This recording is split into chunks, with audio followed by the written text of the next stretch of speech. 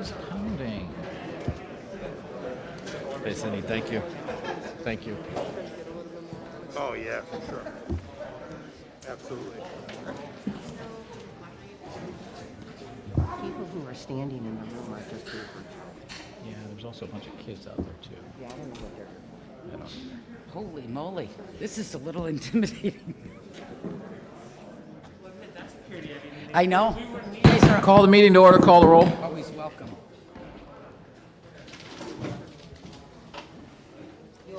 Trustee Fenton. Here. Trustee Dodge. Here. Trustee Calandrello. Trustee Healy. Trustee Katsinas. Here. Trustee Milani.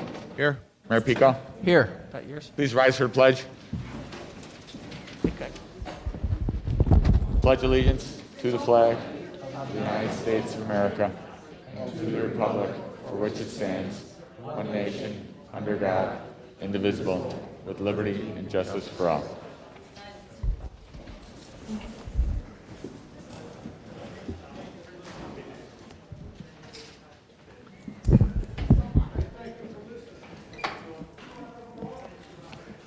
Approval of August 17, 2020 regular meeting minutes. Mr. Chairman, Trustee Fenton. move to approve the minutes of the Board of Trustees meeting of August 17, 2020. Second. Any questions or comments? Call the roll. Trustee Fenton. Aye. Trustee Katsinas. Aye. Trustee Dodge. Aye. Trustee Calandrello. Aye. Trustee Healy. Aye. Trustee Milani. Aye. Mayor Pico. Aye. Approval of September 1st, 2020 special meeting minutes. Mr. Chairman. Oops. Trustee Fenton. I move to approve the minutes of the Board of Trustees special meeting of September 1st, 2020. Second. Call the roll. Trustee Fenton. Aye. Trustee Milani. Aye. Trustee Dodge. Aye. Trustee Calandrello. Aye. Trustee Healy. Aye. Trustee Katsinas. Aye. Mayor Pico. Aye. Accounts payable from August 18, 2020 to September 8, 2020. I'll entertain a motion to move to approve the accounts payable from August 18, 2020 to September 8, 2020 in the amount of $2,603,647.34. So moved. Second. Any questions or comments? Call the roll. Trustee Dodge. Aye. Trustee Katsinas. Aye. Trustee Fenton. Aye. Trustee Calandrello. Abstain, past client. Trustee Healy.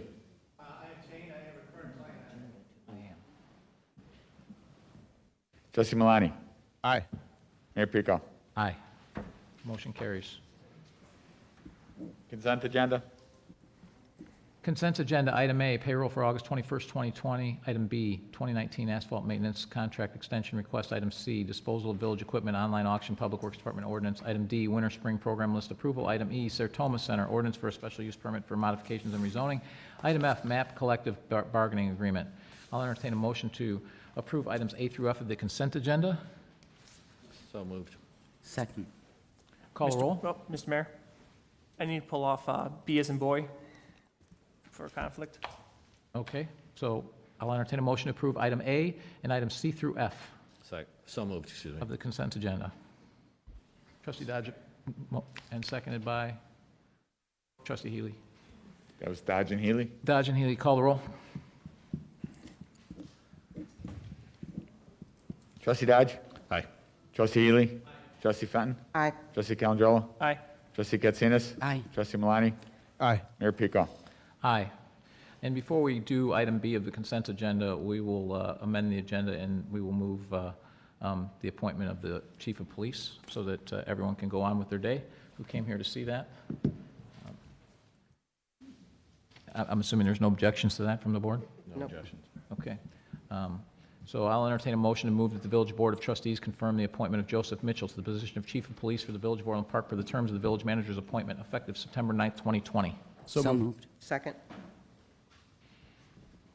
Any, what? Who moved that?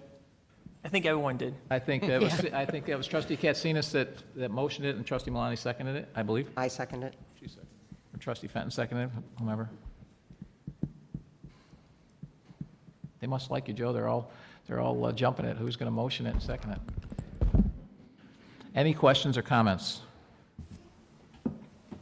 The only comment that I have is just for everyone's awareness, with our form of government, the person who appoints the chief of police is actually the village manager, and the board approves that appointment. So that's what we're doing tonight. Call the roll. Trustee Katsinas. Aye. Trustee Fenton. Aye. Trustee Dodge. Aye. Trustee Calangelo. Aye. Trustee Healy. Aye. Trustee Malani. Aye. Mayor Pico. Aye. Motion carries.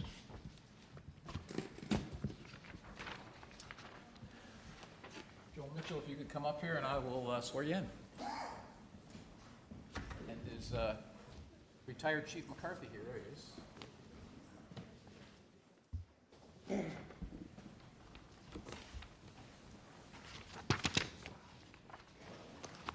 Raise your right hand and repeat after me. I state your name. I, Joseph P. Mitchell, Having been duly appointed as Chief of Police have been duly appointed Chief of Police of the Village of Orland Park of the Village of Orland Park in the counties of Cook and Will aforesaid, in the counties of Cook and Will, aforesaid, do solemnly swear do solemnly swear. that I will support the Constitution of the United States Do solemnly swear to protect the Constitution of the United States and the Constitution of the State of Illinois, and the Constitution of the State of Illinois. and that I will faithfully discharge the duties I'll faithfully discharge the duties of the position of Chief of Police of the position of Chief of Police to the best of my ability. to the best of my ability. Welcome aboard.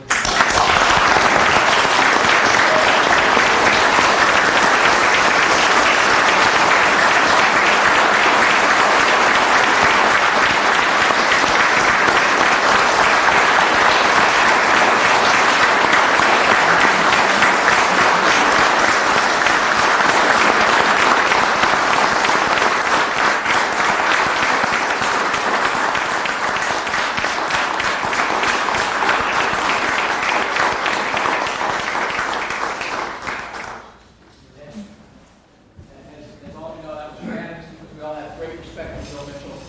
He's going to be an outstanding chief of police and a deputy for how many years? 5 years, so my entire tenure. Deputy, he does a fine job, and I know that former retired Chief McCarthy, this is his recommendation, and the board wholeheartedly agrees with it.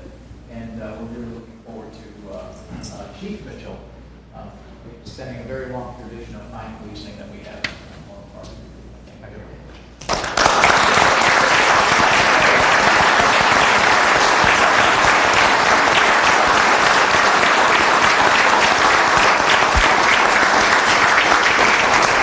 I want to say a few words. I want to thank George for your confidence. I won't let you down. To the mayor and the village board, thank you. Thank you. I've done this for 26 years. I'm going to work hard for you each and every day. My family, my co-workers, thank you. I love you all. I got your back. I'm going to work hard for you each and every day. I promise you that. To my grandfather in heaven, my inspiring guy, I love you very much. And more importantly, I want to thank Chief McCarthy. He's my mentor. For 26 years, he hired me, he brought me to this organization because he had confidence. Confidence in me that sometimes I didn't have. I promise him that I will protect his legacy here in this Orland Park. This is his department, and always will be his department. Thank you.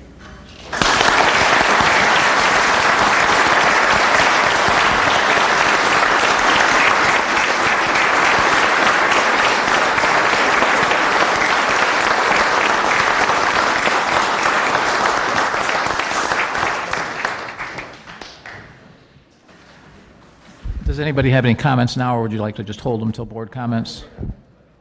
Mr. Chairman? Trustee Fenton. I'd just like to wish Chief Mitchell the best of luck. He's got a fantastic staff to work with. They're a super bunch of dedicated individuals, and that's why Orland Park's Police Department is the #1 in the nation.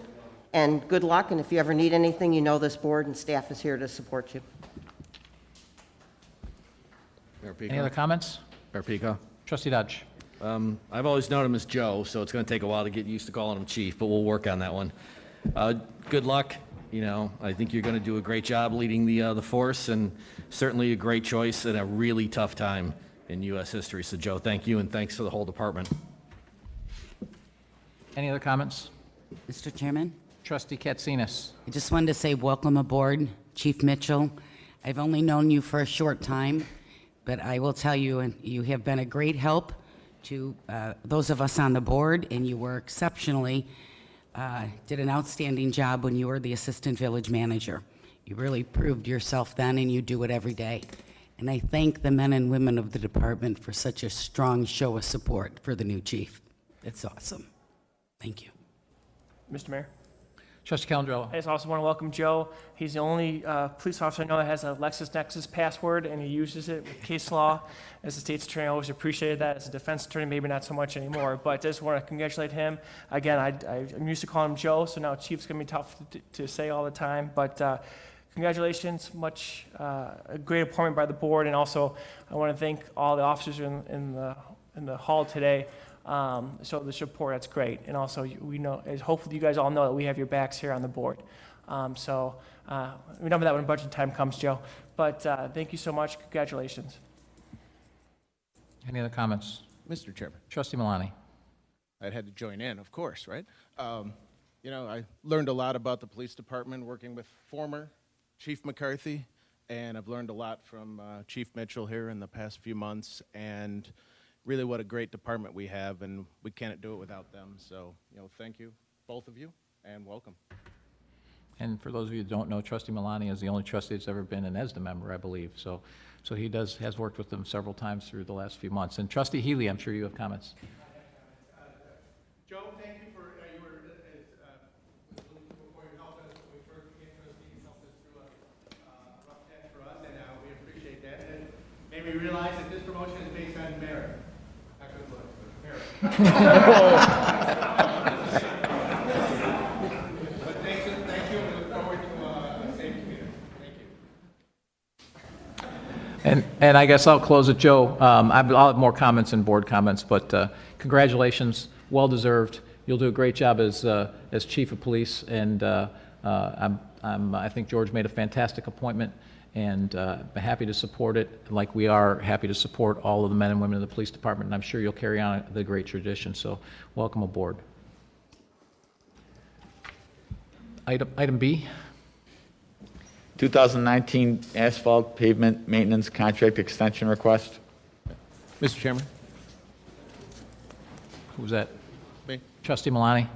I move to approve the request for extending the existing contract with M&J Asphalt Paving Company of Cicero, Illinois for 2019 asphalt pavement maintenance project to October 30th, 2020, and authorize the expenditure of the remaining contingency funds not to exceed an additional $49,244. Second. Any comments? Yep. Mr. Chairman? Trustee Malani. I actually also wanted to pull this off as well, so thank you. I just wanted to kind of clarify what we were extending. I'm looking back at this, and I think this was the asphalt contract that we voted on back in May of 2019, I think. Did it cover several parking lots and walking and bike paths like Stellwagen Farms and other ones throughout the area? That's correct. That's what we're extending? Okay. I mean, I'm assuming this work was probably delayed due to COVID-19 and some of the other events that have gone on. So this is just an extension to make sure that this is done properly and timely? Yeah, we just identified additional areas that we're doing for some asphalt patching and so forth. Okay. So it's additional work that has been identified. Okay, so just minor patching, a contract Correct. extension? Pretty much, okay. Because I think this is something we did on August 17th as well on the consent agenda with park maintenance, right? We did something similar with Christie Weber. We just extended their contract Correct. so they can do additional work, Yes. like maintenance on the parks, things Correct. like that? Okay, Yes. great, thank you. Any other comments? Call the roll. Trustee Malani. Aye. Trustee Dodge. Aye. Trustee Fenn. Aye. Trustee Calendro. Abstain, past client. Trustee Healy. Aye. Trustee Katsinas. Aye. Mayor Pico. Aye. Motion carries. Now, I'd like to open the public hearing for Megan Nicole Ridge. Call the roll.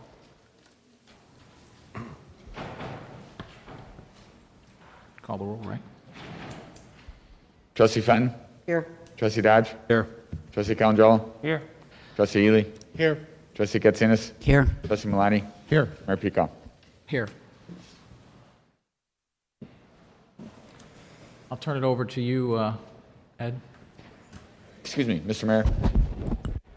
Did somebody motion and second it to open it? I didn't hear No. that. Mr. Chairman, I make a motion to go into public hearing. Second. Call the roll. Trustee Fenton? Aye. Trustee Katsinas? Aye. Trustee Dodge? Aye. Trustee Calangelo? Aye. Trustee Healy? Aye. Trustee Malani? Aye. Mayor Pico? Aye.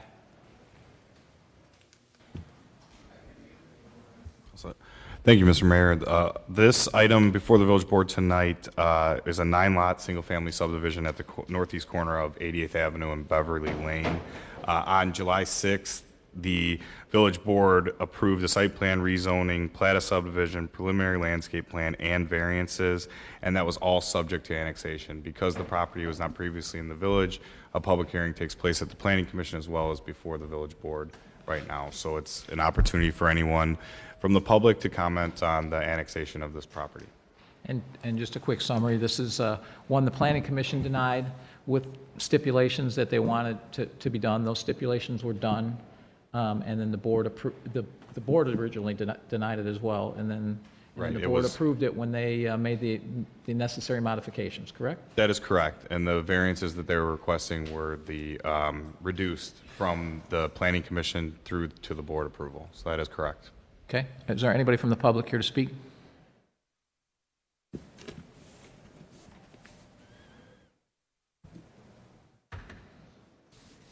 Okay, I will entertain a motion to adjourn the public hearing on the annexation agreement for the properties located at 1 through 201. Well, first, are there any comments? I'm assuming we've talked about this a lot, so. So I'll entertain a motion to move to adjourn the public hearing of the annexation agreement for the properties located at 13201 80th Avenue, also known as Megan Nicole Ridge subdivision. So moved. Second. Call the roll. Kathy. No, it's Kathy. Kathy. Cindy. Thank you. Sorry. Trustee Fenton? Aye. Trustee Katsinas? Aye. Trustee Dodge? Aye. Trustee Calangelo? Aye. Trustee Healy? Aye. Trustee Malani? Aye. Mayor Pico? Aye.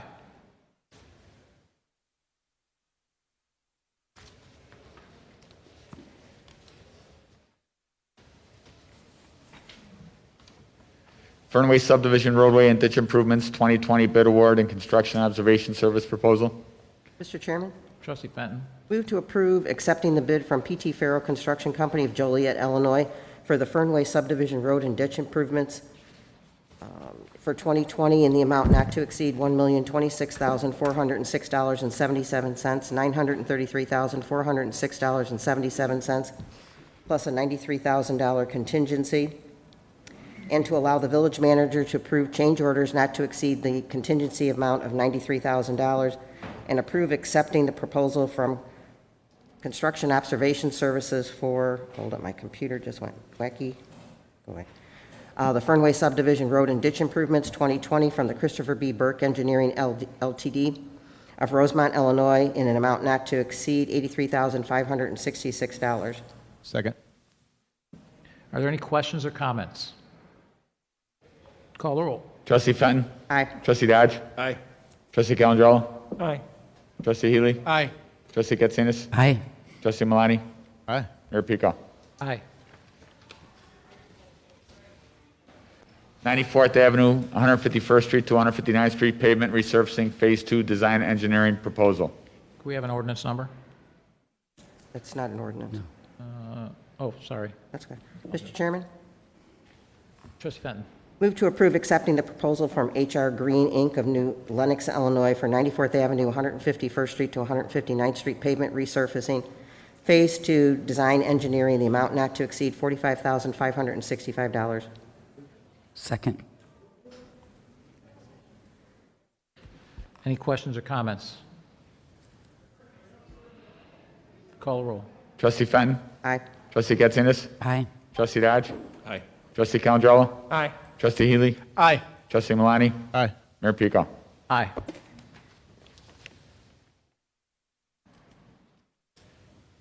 Sanitary and storm sewer inspection camera. Mr. Chairman, Trustee Healy. I move to approve accepting the GSA cooperative contract price of $98,500 to purchase the EnviroSite Roverx mainline sewer inspection system from Standard Equipment Company of Elmhurst, Illinois. Second. Any comments? Call the roll. Trustee Healy? Aye. Trustee Malani? Aye. Trustee Fenton? Aye. Trustee Dodge? Aye. Trustee Calangelo? Aye. Trustee Katsinas? Aye. Mayor Pico? Aye.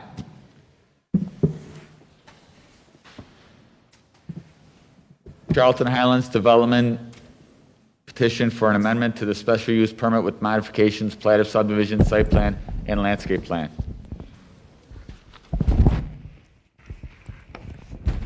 I'll entertain a motion to move to approve the development petition for the amendment to the special use permit with modifications, plat of subdivision, site plan, and landscape plan for Charlton Highlands, a 6.6 acre subdivision generally located at the southwest corner of 163rd Street and 94th Avenue, as recommended to the August 18, 2020 Plan Commission meeting and is fully referenced in the motion below.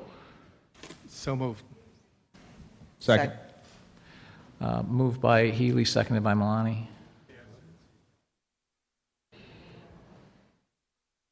Can you give us a quick synopsis?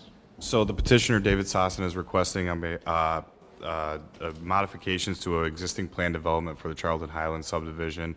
They are variances to, or modifications to the corner side yard setback and the landscape buffer yard requirements. This is made to accommodate ranch homes on the remaining lots, and it's due to a change in the market from when the subdivision was originally developed in 2005. It came out of the Plan Commission unanimous, that's why it skipped the committee of the whole, and it's before the board tonight. Any questions or comments? Call the roll. Mr. Mayor, I think there's other motions included in that as well. They were, it said fully referenced below. So it said all those motions were part of what we referenced. Call the roll. Trustee Healy? Aye. Trustee Malani? Aye. Trustee Fenton? Aye. Trustee Dodge? Aye. Trustee Calangelo? Aye. Trustee Katsinas? Aye. Mayor Pico? Aye. Now I'll take an ordinance number. We're all a little off with that hour and 20-minute committee of the whole. 5544? 5544.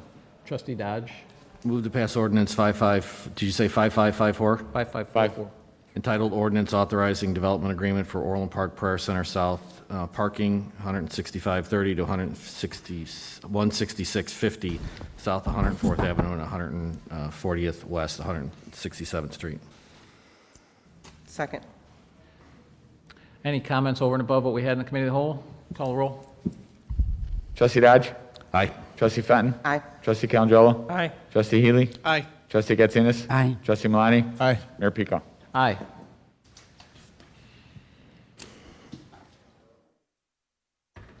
Ziegler Auto Group BMW Volunteer Park Inducement Agreement.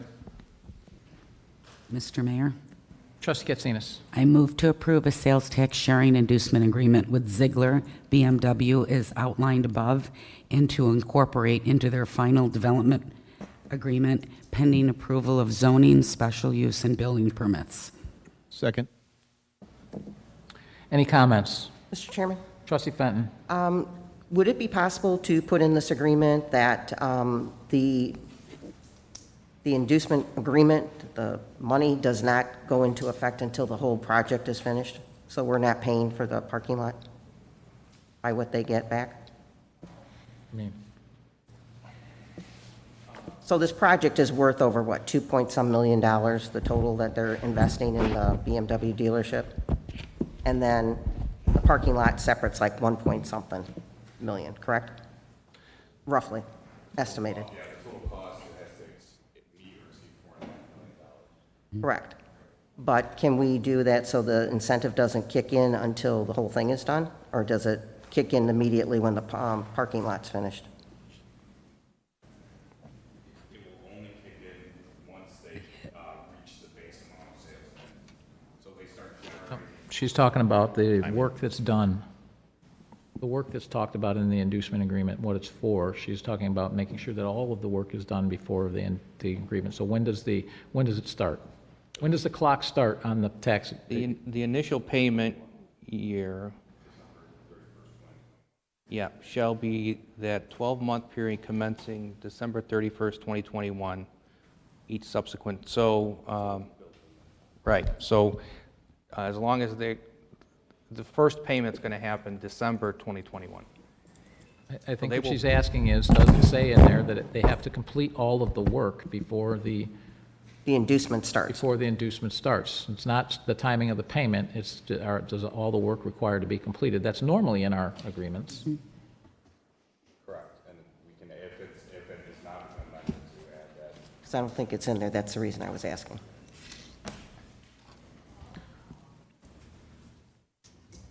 Is that a formal, are we going to vote on this, or how are we handling this? Well, first let's find out if it's in there. And maybe Dennis can look at it, but it looks like it's in B4 double I. I thought I saw it in the original draft, but B4 double I? What page is that, George? Page 5. Yeah, okay.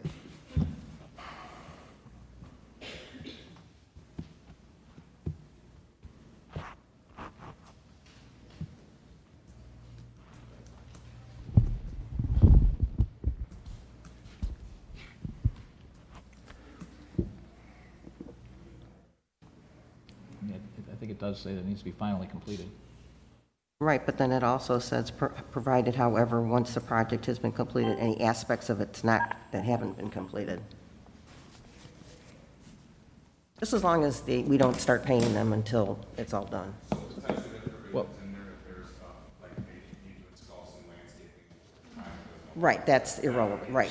so this says requiring village approval have received such approval from the village is finally completed. In other words, we still have to approve it, so Right. I think this, I Okay. think it's covered in there.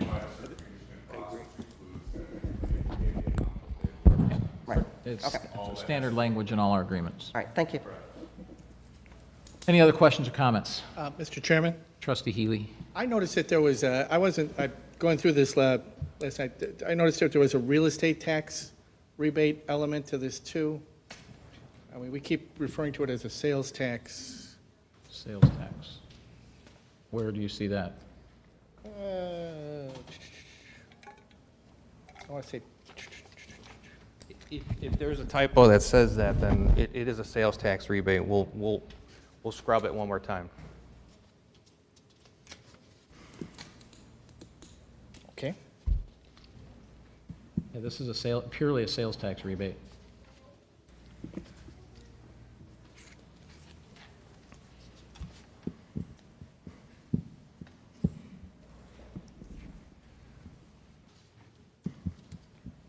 Are we, Okay.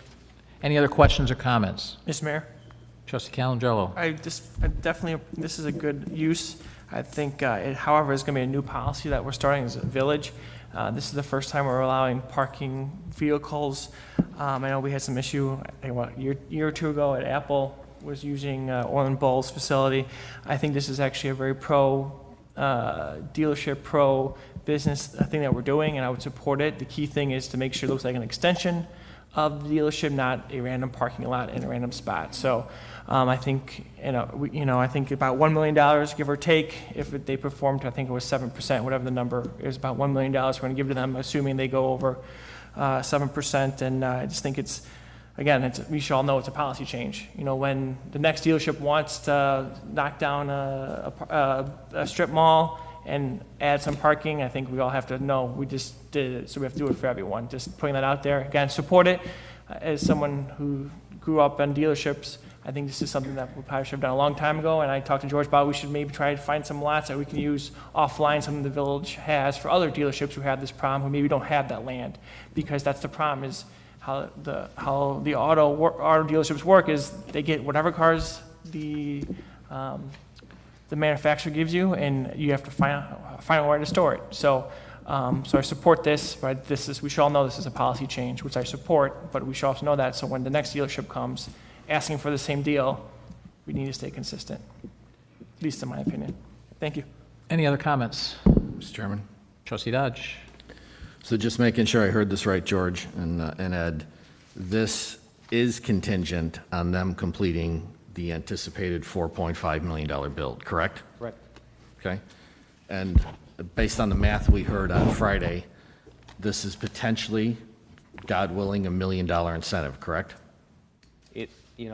It really all depends on whether he can whether the dealership can sell more cars No, above the base. I'd love them to be wildly successful, right? I get that. I just want to make sure that, to trustee Calandrello's point, this program started as an inducement to bring auto dealers to Orland, if memory serves. I don't know, have we used this program or these ideas previously for expansions? For expansions of dealers? We've used them for expansions regularly, I believe, Yeah, correct? we have. So one example was when BMW relocated from its location on 159th Street further down the corridor to its Wolf Road and built the new dealership. When Mercedes expanded to the previous BMW, they were given a new sales tax sharing agreement. Just making sure we're consistent with prior to the point of it. As we start to, I don't have a problem broadly with incentive packages to bring things to Orland Park. I just want to make sure that we stay broadly consistent with what we've done in the past. Absolutely. And what you guys are saying is, yeah, we have done this types of thing for not only auto dealers, potentially other dealers for incentive packages, correct? Correct. Got it. And then I wouldn't mind when this thing is built and we start to see how this thing goes forward, because if they spend, as they say, and I have no reason to I think they're probably going to wind up north of that number, to be honest with you. If they spend $4.5 million and then this goes as projected, this is $1 million incentive, so it's at least almost a quarter of their total project cost coming from future sales tax revenue from the people of Orland Park. So I just would like to see that number at some point. So Because where I'm going is I think it gets to how much are we going to invest in some of these projects. That's what I'm after. And just to piggyback on that, with the Mercedes revised agreement, they were actually given 50% of the projected project costs at the time when that expansion took place. Okay. And And the other, that may beg we may want to, listen, I've said over a number of years, Orland Park has a lot of advantages going to it, hard-fought, long-term buildup of advantages. We should be smart about leveraging those advantages to kind of keep building out our community. All in for that is a broad idea. Devil's always in the details. So I'm suggesting we don't have to settle it tonight. We talk about this as a broad set of policy initiatives around incentive programs so that we've got the flexibility to do this. Because there'll be more. I'm just Right. going to predict there's a couple of major retailers up at the mall that aren't looking so healthy these days. So I could see us in the future having to co-invest in public-private partnerships. Well, what are the parameters? What's the policy? So I'd like to maybe bring that forward in a committee of the whole meeting. Thank you. and just to respond to Trustee Calandrello, that we are incentivizing this expansion, but to comment on the performance of Ziegler, they've increased their sales over 300% since they took over in 2013. This parking area will actually help increase the amount of service that they've seen a dramatic increase, which is drawing new customers to the Orland Park market, and it will support all three of their dealerships. With that being said, they're selecting a property that's directly adjacent to their existing dealership, and they're consolidating, so it's not exactly just an afterthought parking lot. It's combined into, it'll be an amendment to their existing plan development. So those items are a little bit, just for clarification. Any other comments? Mr. Chairman, Trustee Katsinas. one thing I found that was interesting that Ziegler said 20 to 25% of his sales were from Orland Park residents. The remainder were from out-of-town people coming in shopping. So I think it's great to work with a business that has that big of a draw, that's bringing people from different communities into Orland Park, spending big money on cars, and hopefully going to our stores and restaurants. And what that piece of property that the parking lot's on, I think we would all agree that was a very challenging piece of property to do a lot of things with because of the wetlands and the marsh that's there. So for 147 parking spaces, he's spending a lot of money. So I hope we have more people like that doing business in Orland Park. So thank you. Any other comments? So my closing comments will be that before we vote, is that this is all performance-based, which is the way we do incentives. Like we always talk about incentives, we talk about them on an individual basis, except for some that we passed here recently through COVID. But this is pretty much a standard one that we've given for expansions and auto dealers. What has changed is that it's for a parking area. However, this board has discussed on numerous occasions that I'm aware of how we're going to handle the parking issues that we know our dealers face and how we're going to help and how we're going to deal with that. We've talked about a lot of different potential solutions. This is a great one. BMW is actually solving the problem, and we're just providing incentive, which is performance-based. They sell more cars, they win, we win. So it's a good thing for everybody. Call the roll. Trustee Katsinas? Aye. Trustee Malani? Aye. Trustee Fenton? Aye. Trustee Dodge? Aye. Trustee Calandrella? Aye. Trustee Healy? Aye. Mayor Pico? Aye, motion carries. Debt modification, fine reduction, 8611 167th Street. I'll entertain a motion to approve a debt modification fine reduction for 8611 167th Street, Orland Park, Illinois, from $34,000 to $5,000. So moved. Do I hear a second? Second. Moved by Trustee Healy, seconded by Trustee Malani. George, can you give us a quick synopsis of this? So the village code has a process for debt modification. Anything over $5,000 requires a village board approval. In this particular instance, a homeowner or a property owner did not properly register for the village's rental ordinance and was fined by default because they weren't attending our adjudication.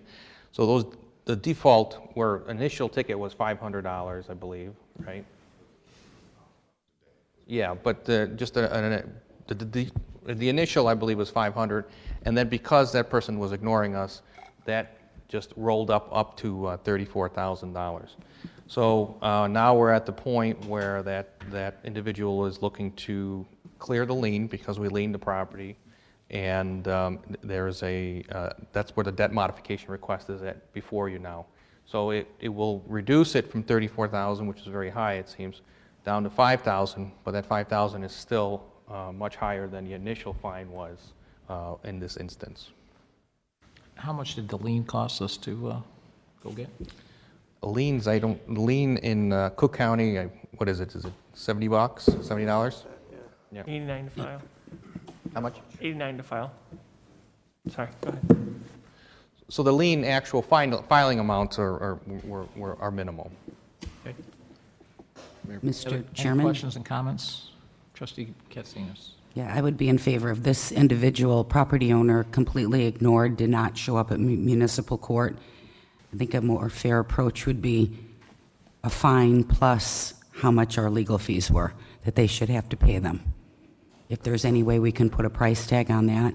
$5,000 seems awfully cheap, when they don't show up and ignore. I mean, we have ordinance and rules for a reason. Now they want to sell, so now they want to make a deal. I think 34 might be high, but I think 5 is too low. So this is the board's prerogative. The board has that flexibility. Obviously, we can stick with the 34, or we can find some other amount.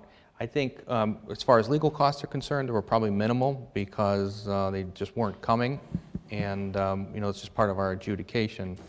So it goes from a $500 ticket to $5,000, but if the board's not comfortable with $5,000, we can increase it. Mr. Chairman? Trustee Fenton. I agree with Trustee Katsinas. I mean, this is sending a message that, don't show up at court, don't do what you're supposed to do, you can do whatever you want, and we'll rack up the fines and do it the way we're supposed to do per the code.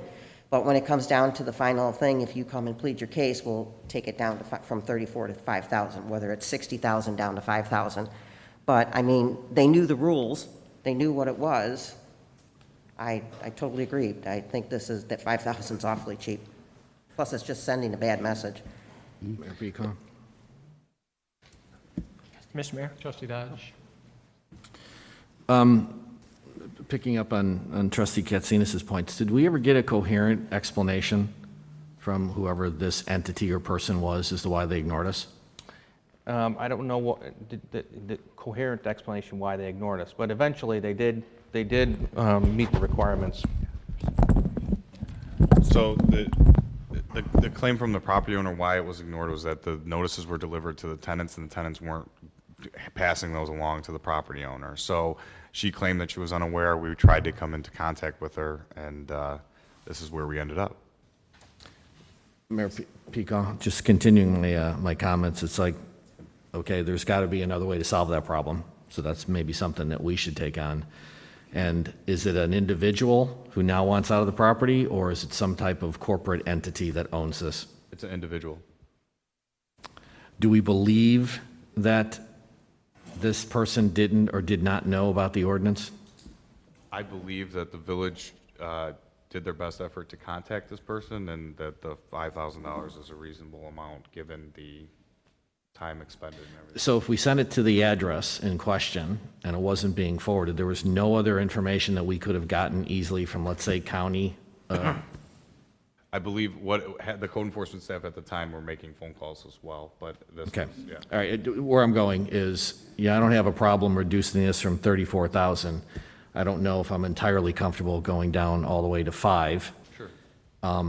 You know, I think, Mayor Pico, to your point, we have incurred costs to keep issuing these things in all the papers. So, I mean, if we did anything, I'd like to make sure that there's a portion of this for our actual costs and whatever this board agrees to as the punishment, I guess that's the right word. And then, you know, put it back on staff. We got to find another way to get at who the hell owns the property so we don't go through this again. Painful for them, painful for us. It's a paper chase.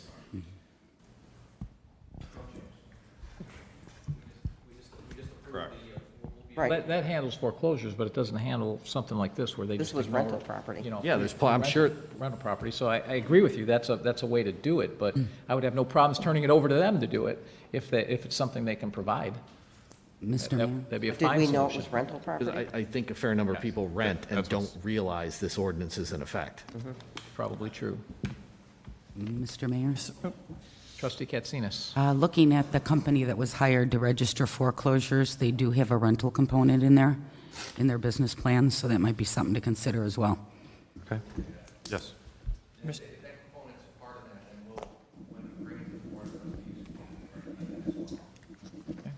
So I guess then the question is, do we want to layer in our costs? Maybe it's $1,000, maybe it's $383. I don't know what your actual costs were for all of this paperwork. And time. I don't know, I mean, do we just do this with staff, or do we have to go to outside legal counsel to file? There has to be an accumulated bill for this, correct? Yeah, so Ed, what would you guess would be total amount of time spent on this? So when we build in a $500 administrative fee to the filing and the cost of the lien already. So given the amount of time, I mean, the notices, this was over several court dates. That's where we kind of, between myself and Jason, the code enforcement officer, we arrived at this number, but it wasn't to the penny, I would say. Mr. Mayor? Trustee Calandrello. So the code is anything over $5,000, the administrative hearing officer cannot adjust? Is that the code as we stand? Technically, the administrative hearing officers, after they issue the fine, there is a short appeal period, and then after that, they are out of that process. Right. So as far as debt modifications, a few months ago, the board approved a very specific debt modification process. So anything under 5,000, we have a process where it can be administratively done as long as it meets criteria. Anything above 5,000, in order to be modified, requires board approval.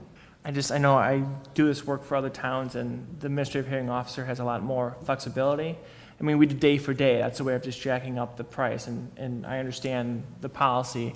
And if you think about it, $250 a day for not registering, I can see $250 a day if your house was falling apart. You know, so I think I'll trust staff in the recommendation that the 5,000 is a fair price. And I actually we should maybe look into adjusting that, giving the administrative hearing officer power, because if you think about it, this house, I just did Zillow. I know that's not the best price range, but it's a $250,000 house.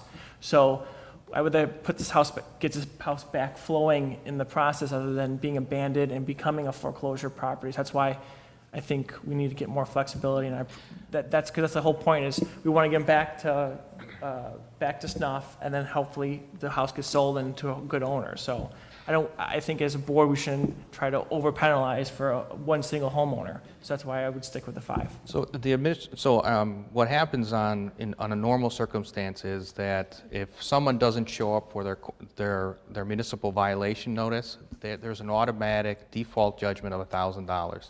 That usually gets everybody's attention, and they come to the next administrative hearing, and then it's at that point that the law judge can modify that $1,000 default, but they actually have to show up and they have to participate in the process. In this case, they did not. I understand the process. I'm just kind of making a point that this is good. I'm trying to unproductive home, trying to get it to productive, and we're only talking about a $205,000 piece of property. So if we go up to 20, 30 grand, this probably won't be sellable or go to foreclosure where we could have a easier flip, so to speak. That's Any other comments? Okay, I understand everyone's points here. I would not be in favor of giving an administrative hearing officer the ability to bring a $34,000 debt down to $5,000. I think our policy to handle it the way we do and then bring it here, and if it's below $5,000, that be handled administratively by you, George, is fine. But we get elected to handle these decisions, and a $29,000 decision should not be made by an appointed hearing officer. So with that said, I also understand the difficulty. You put a $10,000 fine on this place, then it doesn't sell, it goes into foreclosure, we have all those problems. So I'm comfortable with staff having used good judgment here for $5,000 for what was originally a $250 fine, correct? So I'm okay with that, but I also think that we should be looking at, if this was good for foreclosures, let's look at this for rentals as well. It's not something our staff needs to chase around. If it costs us a few $100s, or actually it costs the rental properties a few $100s to register it or what have you, then let's look at that, and then we can add that to the cost of the fine. So at this point, the motion to be voted on is to approve a debt modification fine reduction for 8611 167th Street from $34,000 to $5,000. Call the roll. Trustee Healy. Aye. Trustee Malani. Aye. Trustee Fenton. No. Trustee Dodge. Aye. Trustee Calandrello. Aye.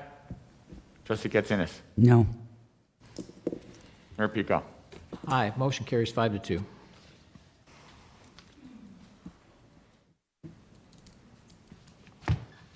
Temporary outdoor dining areas during COVID-19 pandemic, reaffirming ordinance number 5513, amending Title 7 of the Orland Park Village Code. Mr. Chairman, Trustee Malani. I move to reaffirm the previously adopted ordinance number 5513 entitled An Ordinance Amending Title 7 Business and License of the Orland Park Village Code to continue to provide support to restaurants in Orland Park during the COVID-19 pandemic. Second. Are there any questions or comments?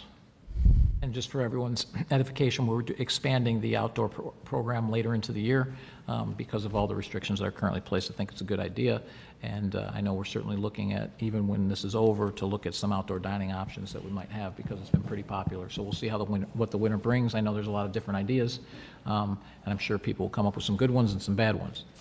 Any other comments? Mr. Chairman? Trustee Katsinas. Just a quick thing with a lot of outdoor tents, and they're doing propane heating elements. Are we going to bring in the fire district too? So the village is actually the authority, but we can consult Right. with the fire district, and that's part of the outreach that we'll be doing to the businesses is to provide tips on how to come into compliance with snow load requirements or heating it appropriately so that we don't create a worse situation. Okay, just wanted to put these guys to work that are still here. Thank you, Ed. Any other questions or comments? Call the roll. Trustee Malani. Aye. Trustee Fenton. Aye. Trustee Dodge. Aye. Trustee Calandrello. Aye. Trustee Healy. Aye. Trustee Katsinas. Aye. Mayor Pico. Aye. Motion carries.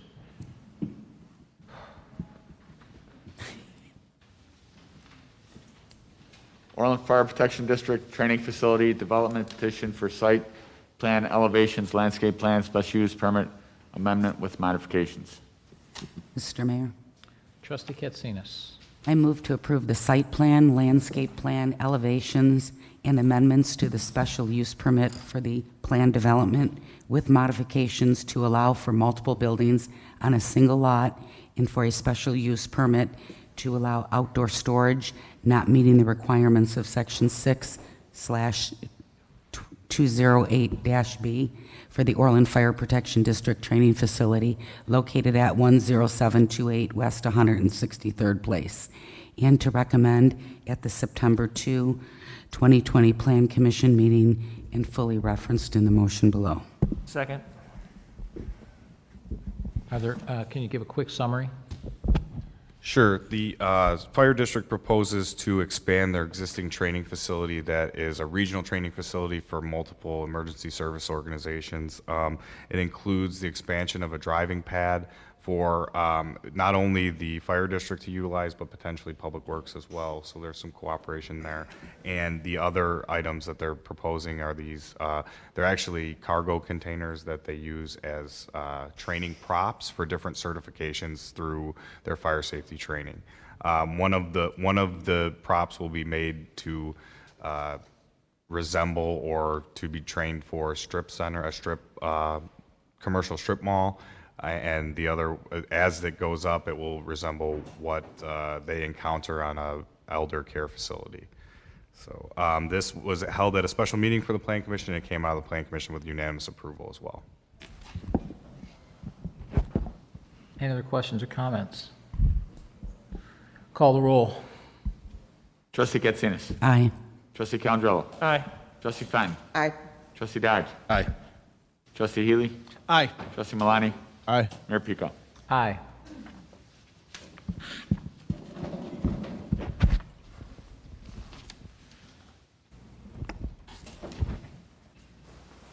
Acceptance of the fiscal year 2019 comprehensive annual financial report. Mr. Chairman, Trustee Healy. I move to approve accepting the fiscal year 2019 comprehensive annual financial report ending December 31st, 2019. Second. Any questions or comments? Call the roll. Trustee Healy. Aye. Trustee Calandrello. Aye. Trustee Fenn. Aye. Trustee Dodge. Aye. Trustee Katsinas. Aye. Trustee Malani. Aye. Mayor Pico. Aye. Mr. Mayor, if I may, I think we have our auditor on the line. If there are any questions, he is also on. We didn't have any questions.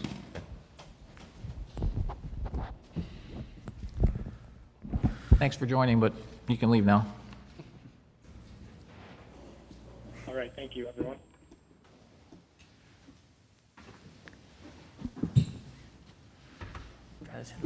Which plan? Right. COVID-19 update. Sure, can you put up the slides? Give a brief update. It's been a while. Make it brief.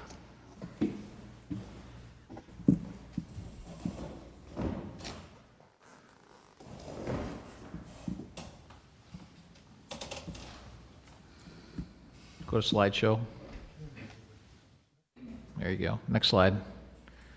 So the cases, as we've talked about many times, this is the cases in the state of Illinois and also suburban Cook County since the beginning. It's not the most reliable indicator.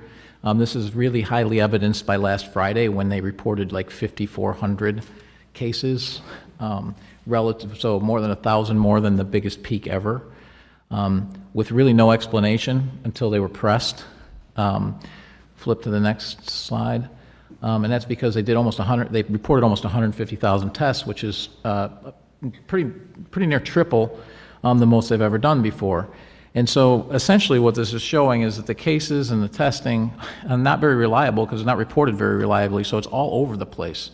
Also, I know that they're including the results of the U of I cases, but they're not including the testing. And U of I is testing their students every week, but they're not including it because it's a saliva-based test, but yet they include the cases. So it's not the best data to be making judgments on because it's pretty inconsistent. If you look at the testing rates, they've stayed pretty consistent, below 5%. There's a couple days that were above that statewide. So roll on down. So this is why, and I actually cut this straight from today's, sometimes I put it in a slide format, but today I cut it straight from the website itself. This is COVID-19 hospitalizations by report date in suburban Cook County. And this is what I've been saying all along, is the important statistic, because it's accurate. After 2 or 3 days, it's accurate. If someone gets admitted to the hospital, we know their admit date, and it's reported. If they turn out positive for COVID, it's then reported and they update it. So that's why you see that tail at the end. It'll probably creep up a couple. Ahmad could probably, if he's here, could probably comment on the fact that we always see that tail always bump up a little bit, because there's a lag for 2 or 3 days. But as you can see, since June 12th, suburban Cook County, I think if you looked at that 7-day moving average, it's varied between 9 and 11 since June 12th. So June, July, August, September. I mean, so almost 3 full months now. So it's been pretty steady through the whole time. And you can see with that compared to the over 120 there at the peak that we were running for almost a month. So this is the real indicator that gives you a really good feel for what's going on. And even if you did no testing with the rest of the population, this would tell you what's going on in the population. It would give you a very good idea of how serious this is at the moment. So that's where we're at right now. Daily cases here in Orland Park have remained low. They've ticked up about 1.5 a day in the last 3 months, but we're fully open, so it's not a huge surprise. But we still see suburban Cook County cases, hospitalizations are way low. We know that Silver Cross had 17 and no one in ICU, 17 total cases, which is very low. So very, very low cases, and you can see the testing's ramped up since June, and it varies a little bit, but that's basically what we see. Deaths, this is the other good indicator, although it lags by a few weeks. So hospitalizations lags by a few days, deaths by a few weeks. It gives you a really good indication of what's going on. Deaths here in suburban Cook County have pretty much been below 10, except I think 1 day since the middle of July. So you can see that it's been very flat.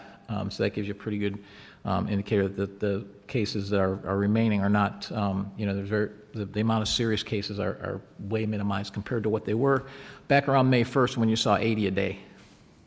Flip to the next one. Orland Park's experienced something similar.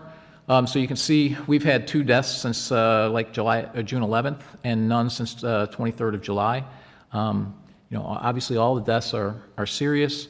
The average age in this case for Orland Park is 84. 97% of those had serious health conditions according to the medical examiner. So so that's what's happening, and Orland Park kind of mirrors what you're seeing in suburban Cook County, that the serious cases seem to have gone away, and partly some of the specialists believe that it's mutated some. The other thing is that it may very well have hit the most vulnerable populations first, which we saw with the long-term care facility, so that the people who are getting it now are not as sick from it. So one of the things you hear about cases, and this is a little bit of a strange chart, but I'll explain it. Infectious disease specialists have said from the beginning they're worried about the days to double. They look at the days to double because that tells you how fast something is spreading, which if you think about how it multiplies, if you've seen the pictures of the growing bubbles and all of that, it's how fast something multiplies. So if you backed off from today, it's been 70 days since we doubled. If you back that off, it was 53 days before that.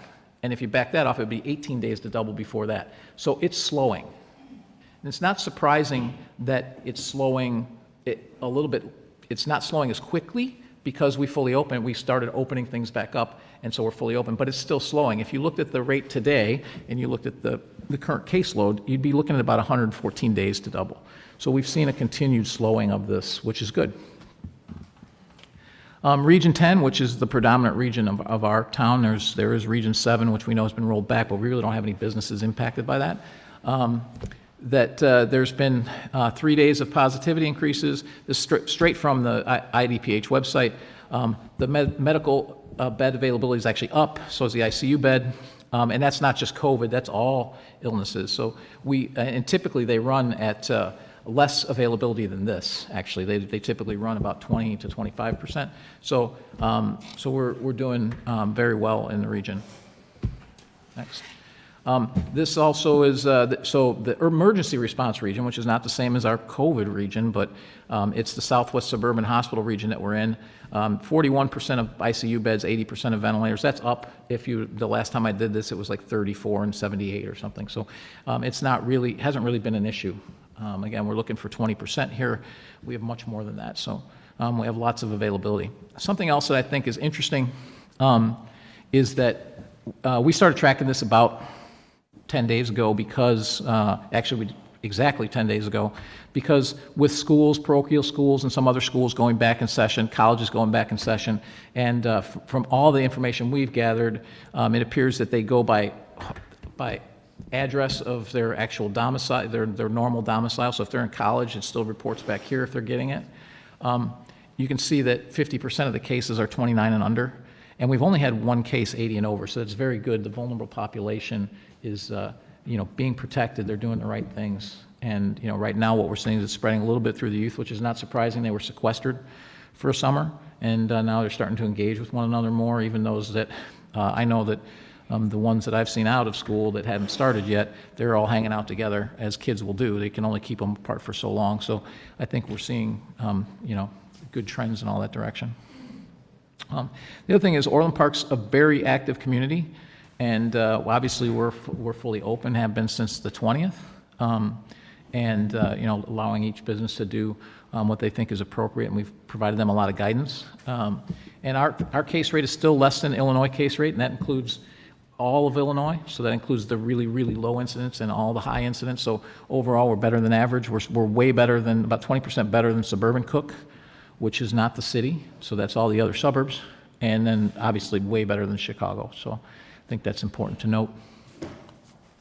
And really, that's the end of it. So overall, we're doing pretty well here in Orland Park, and we've certainly had a lot of events, and we're open, and we're still doing a great job. So kudos to staff for all your hard work through all that, and just wanted to give everybody an update.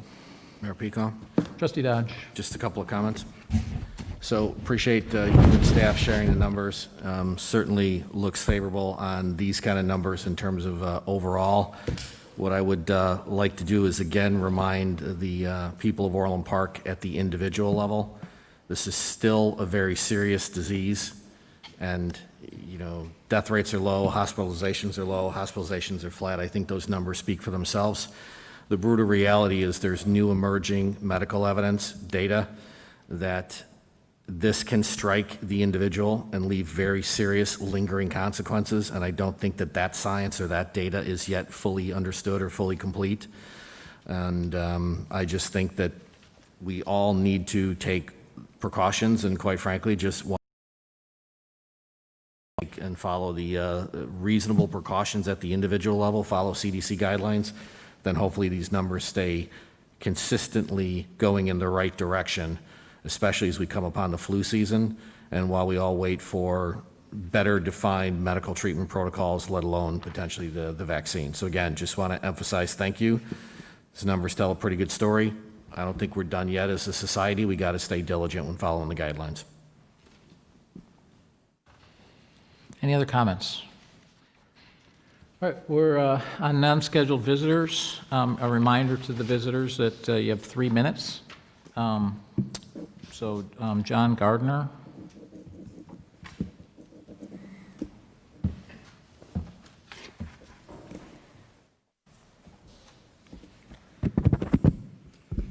Yes, I'd like to address something, just kind of a quick SWOT format. The strength of our government is what we're witnessing here.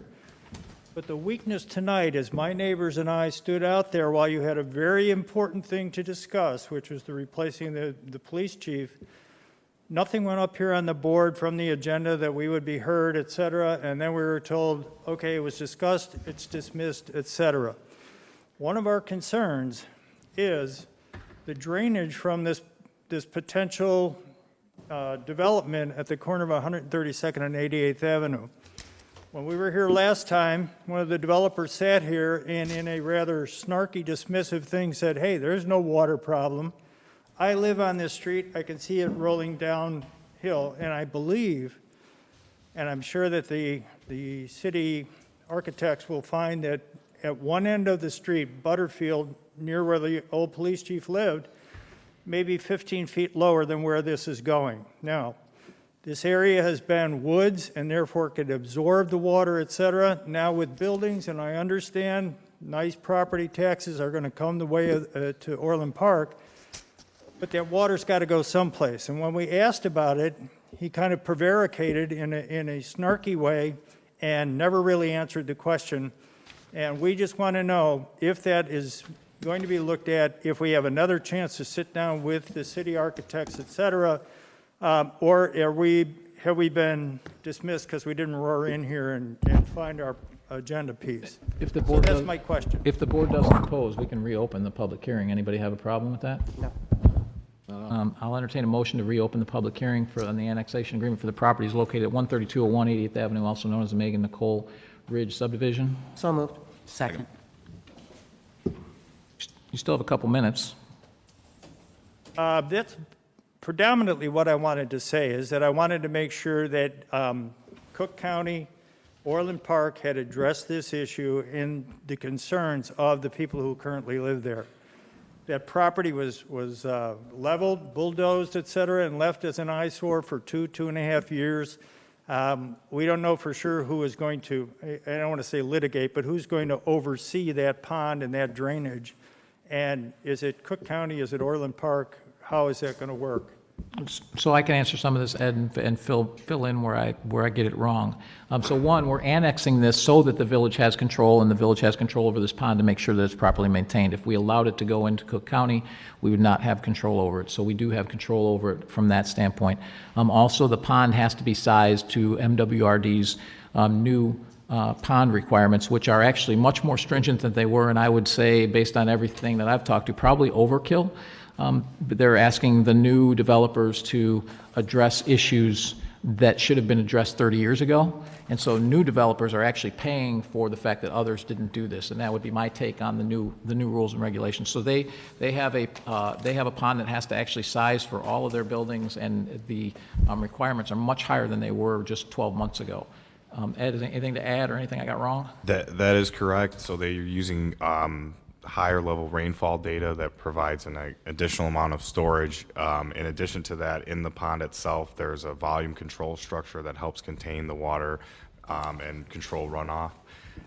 What I can say is it will be under the jurisdiction of the Village of Orland Park. This will be a privately maintained pond. That is one that's proposed, but we will be working with the Homeowners Association to identify what maintenance is necessary so that those items are periodically maintained. If not, we will be imposing that, having the discussion about the special service area. Should the village have to go in and make those improvements themselves, they'll have a mechanism for funding. It's come into compliance with the rules and requirements for the Village of Orland Park as well as the Metropolitan Water Reclamation District prior to the approval of this. And the explanation on the special service agreement, which people don't understand it, basically part of the agreement here is that we can impose a special service agreement, and they don't have a choice. They're going to have to accept it if they don't maintain the pond. They're going to privately maintain it. If they don't maintain it to our standards, then we can take it over and take over the maintenance, but we can charge them for the cost of that maintenance. So we have put all of those safeguards in place to make sure that we don't have water problems. And I believe, for the most part in Orland Park, we've resolved most of those issues. In fact, there's a couple places I know of that have some issues, and most of that's actually due to people modifying their backyards, and we're trying to address those, and that's maybe like 12 or 13 homes in all of Orland right now.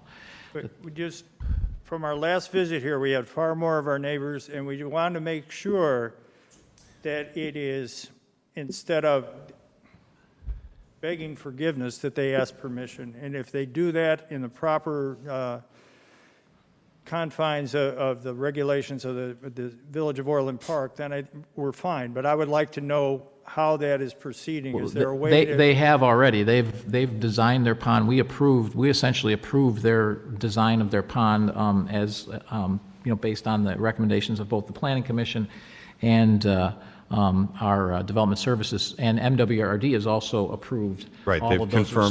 So we've all confirmed that they meet all of the current laws and requirements, which is all we can really hold them to, is the current laws and requirements. But those are much more substantial than they were even a year ago. And we actually With this one, the Planning Commission did not approve it. They recommended some changes to us. We did not approve it. We demanded the changes. They made the changes, then we approved it.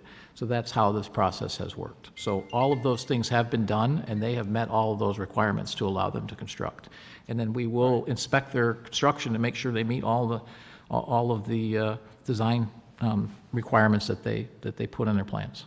And I hope you understand that as the neighbors, neighborhood, et cetera, it's a question of trust. We would just want to trust, and it sounds to me like you've put all of those pieces in place, and we just hope that we don't have to be back here again with any other concerns. Yeah, I'm pretty confident with all of our new construction areas that we don't have these issues. The issues we seem to have are with construction areas from about 15 to 20 years ago, and it's only a couple, and it's mostly people have modified their own backyards, so. So just to add one more thing, the subdivision that in question now is approved very similarly to the way all homes were approved. So the requirements that we're imposing on them actually now are more stringent than what was there previously. So potentially there was issues that you saw, and that could have been caused because there was not development there. But we account for the lot coverage, we account for the development that's going to take place, and oftentimes the Village of Orland Park requirements for stormwater are more stringent than what the MWRD would require. So I understand some of the concerns, how this project has taken place, but they have checked all the boxes and they've followed all the rules and requirements applicable to them. And we're aware of the clear cutting and all those things. Unfortunately, that at that time it was Cook County, and all we could do was advocate on Orland's behalf because it's a neighbor, and we tried to do that, but that's all we can do. Now, the rest of the project, now that they're annexed, once this annex agreement is signed, it's in Orland Park, so they have to follow Orland Park's rules, not Cook County. So that's good for everybody, good for you, good for us. Believe it or not, the tax dollars, not so good. I mean, generally, we lose money on every house, you know, as far as the services that they get versus what they actually pay. And that's true for every residence here and every other town. So people don't realize that. Where we actually have a positive is usually in the business community. It's the residential areas are actually use more services than they pay for. So it's not the tax benefit that we're doing it. We're doing it because we want to make sure we have control and we don't have all those problems that you're discussing, because we worry about that too. Okay. Mayor Well, thank Pico. you for the time, and You're welcome. Mayor Pico. we hope it works out just the way that you have planned. I just want to emphasize something you said, and for the residents, that generally stated, you're far better off to have something near your home built and annexed into Orland Park than you are the county. I can assure you that a number of the subdivisions in Orland that were originally built in the county have taken years of work to get them to a better standard. So I just want to emphasize that point, that yeah, there's some issues we had to work through, as the mayor said, but you're far better off having it in Orland than not, if I may. Okay, thank you. Any other comments? I'll entertain a motion to adjourn the public hearing. So moved. Second. Mayor Pico, I think you had another public comment there. Yeah, but this is public comment. We just opened the public hearing. Is there anyone else in the public that wants to speak on this issue? It's on a different issue. You have to take the roll. Okay, call the roll. Trustee Fenton? Aye. Trustee Dodge? Aye.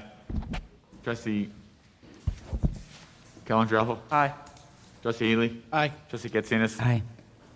Trustee Malani? Aye. Mayor Pico? Aye. Okay, non-scheduled visitors, Laura Kresmer, and again, a reminder, you have 3 minutes.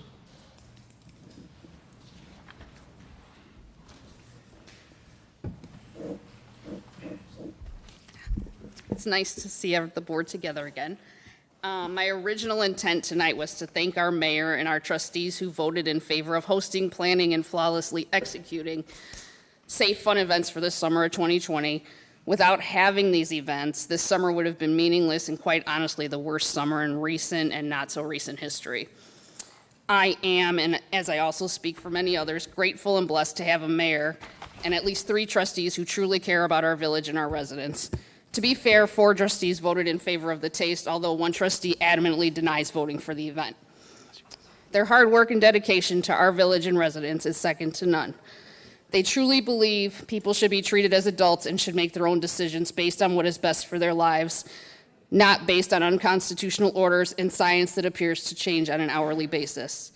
Thank you to our mayor and our 3 trustees who gave us a great summer. Now it seems as though Orland Park is experiencing what I like to refer to as Groundhog Day, the reference to the movie where a man keeps reliving the same day over and over again.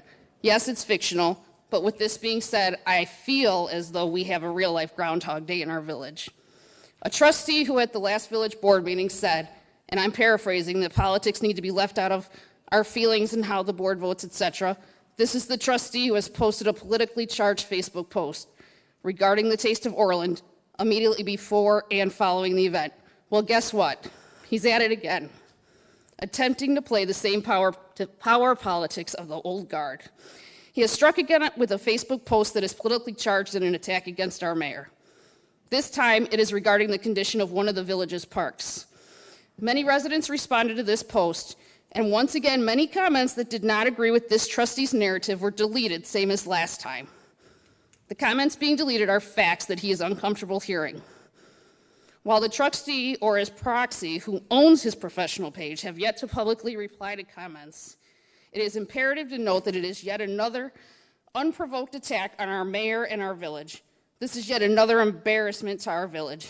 He still does not appear to have the capacity to understand that his continued attempts to discredit our mayor and 3 other trustees is a detriment to the village as well as his own political career. He forgets that many of these same people he attacks are the very same people who supported him in his unsuccessful bid for Illinois State Treasurer. I am quite alarmed and embarrassed that a trustee from our village continues to act in this manner again. You are a disgrace to our village. I thought politics needed to be left out of the equation. It is a shame that you keep acting juvenile and keep repeating the same mistakes and actions over and over again, expecting different results, which by definition is insanity. Stop the insanity and think about our village and our residents in your remaining time as a trustee. Thank you. Thanks for your comments. Is there anybody else to speak tonight? Okay, board comments. Trustee Fenton. I'd like to remind everybody, that on Saturday, September 12th, the museum is having their program Trial by Fire, and it's about the Salem witch trials, and it's a great program to start off the Halloween and the fall season. It's Saturday, September 12th from 11 to 12:30. Museum members are $10, non-members are $15. And then September 17th through the 20th out at the Stellwagen Farms, the Stellwagen family will be hosting tours on Thursday and Saturday from 10 to 4, Sunday 1 to 4. It's free to go on the tours, and it's very educational because the family is the heart and soul of that farm. And to learn about the history that goes with it, it's just wonderful. And if they have vegetables from what's been grown there, they give them away too, so we can get that. But we sometimes do they put out a butter churn. And if you'd like to donate $5 or whatever to the farm, it all goes to the restoration. We're currently restoring the house. We're doing all of the inside work. We're down to the natural floors. The wallpaper's been taken off. Now we have to put in the electric to bring it up to code, and before we get fined. And then also we're doing the flooring. So we're working on that. It's going to come back to what the family's been working with. They took all their stuff out, except they did leave a lot of artifacts that were for the time period that we're restoring the house to. If you have the time, go out there. It's a phenomenal tour, and what you learn out there, it's just really unbelievable to think that this farm was part of Orland Park and what Orland Park was compared to what it is today. It's a lot of fun, and the family really gets into it, and they do demonstrations too. That's it. Trustee Dodge. Just a couple of comments. Trustee Calandrello and I met with the folks from Ziegler on Friday, I believe it was, correct? Staff was there, and it was a good meeting, and it was encouraging to hear all of the reasons why they wanted to expand their investment in Orland Park. And as a matter of personal pride, those strengths have been built up over many years. A lot of smart decisions from previous boards, and again, it was encouraging to see that being so front and center with a business enterprise that wanted to stay and expand in Orland Park, and we had a pretty healthy conversation. So that was encouraging. And then Just briefly, I'll reiterate what I've said previously, which is while I am in office, I will continue to use this microphone, which is funded by the people of Orland Park, to stick to the issues and the merits of a given vote, like what we had tonight with Ziegler. There's a number of things that were good about this. We had a healthy conversation, and off we go. And, you know, quite frankly, tonight is a great celebration of the First Amendment. We all have our First Amendment rights. We're all going to choose what platform we're going to exercise those First Amendment rights on. And I'd quite frankly encourage a number of the recent speakers from the public in Orland Park, you should run for office. Trustee Calandrello. Just very briefly, I hope everyone had a good Labor Day. I'm a big historian, I know Trustee Healy is, but Labor Day, as a lot of people know or should know, is that Chicago is pretty much the home of the labor movement, and we could talk for hours about that. I'm sure John could talk a little bit about that too, but I think it's good to teach our children about what Labor Day is, other than the end of summer and the barbecues or whatnot. So I thought this is a good shout out that I hope everyone enjoy Labor Day, but also if you don't know what it's about, look it up, Google it or whatever the saying is now with the kids. So second of all, I just want to thank Joe Mitchell. Congratulations on his Chief Mitchell. He's going to do a really great job, and he's going to continue to make sure the force is #1 in the nation. So congratulations and good luck. Thank you. Trustee Healy. Congratulations, I guess, Chief Mitchell, on becoming a police chief. This is a law and order suburb, and I know you'll keep it with law and order, but it also needs the cooperation of the residents as well as the board to help maintain a village that has law and order as one of its key principles. And I'm looking forward to the concert on Saturday. So thanks. Trustee Malani. Well, I'm early. Yes, Chief Mitchell. Where'd he go?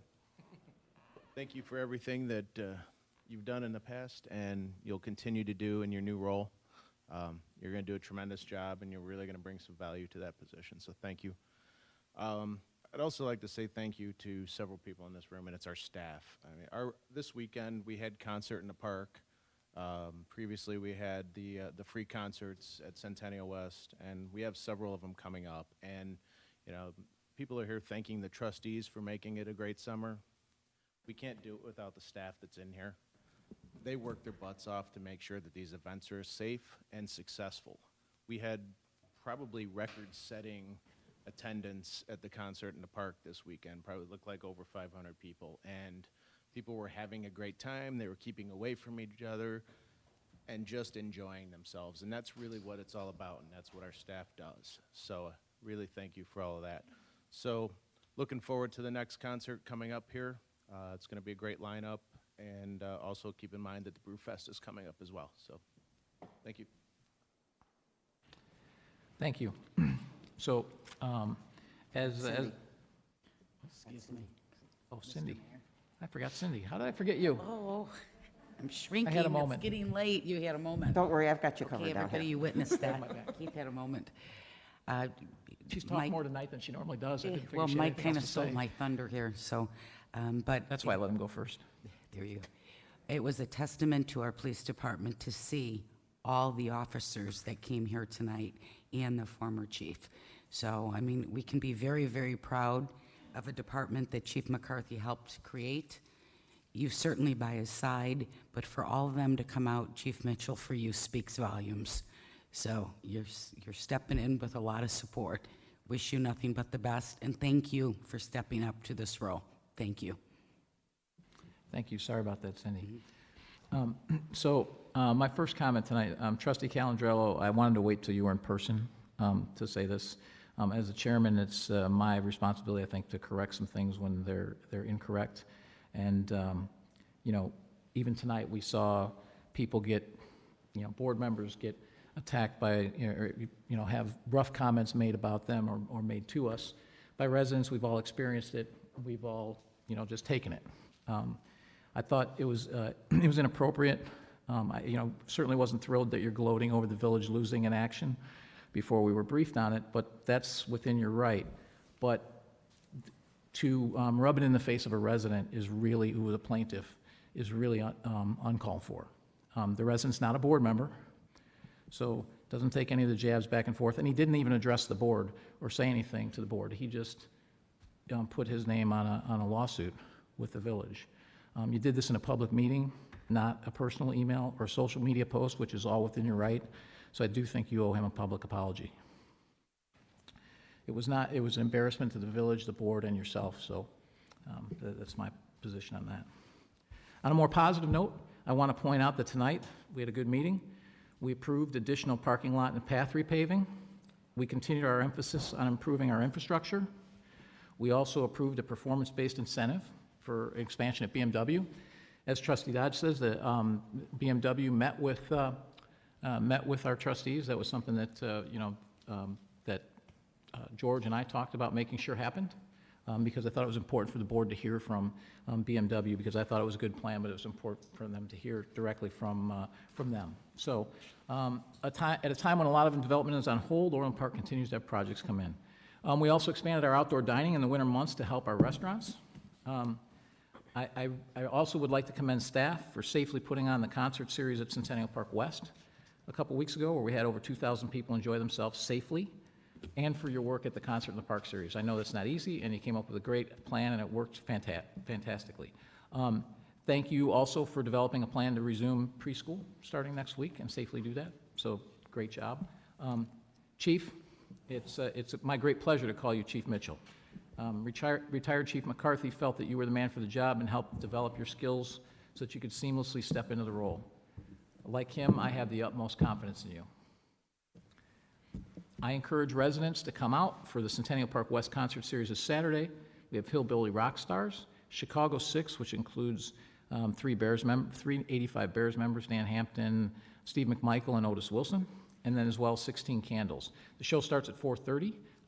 Just like last time, there will be an option to watch from the parking lot as well. So you'll be able, if you don't want to come into the park itself, you can watch it from the parking lot and watch it on the LED screens, which I think worked great. And I think we're working on some sound improvements out there as well. You could listen through your car radio, but it was a little bit different. I think we're trying to make some changes to that. Ray, is that correct?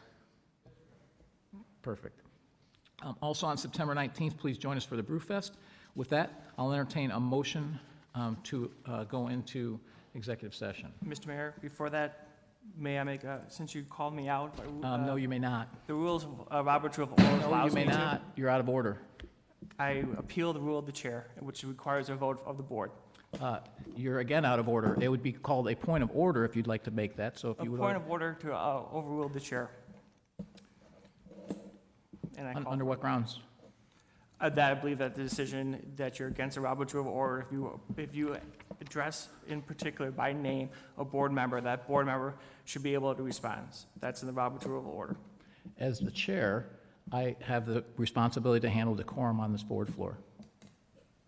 And there's nothing in Robert's rules that states what you said. So my decision stands, which is to not allow you to speak. The board can vote on it. Call the roll. If you vote aye, you're upholding the chair's decision and not allowing him to speak. If you vote nay, you're letting him speak. Trustee Fenn? Nay. Trustee Dodge? Nay. Trustee Calandrella? Nay. Trustee Healy? Aye. Trustee Katsinas? Aye. Trustee Malani? Aye. Mayor Pico? Aye. The chair's ruling is upheld.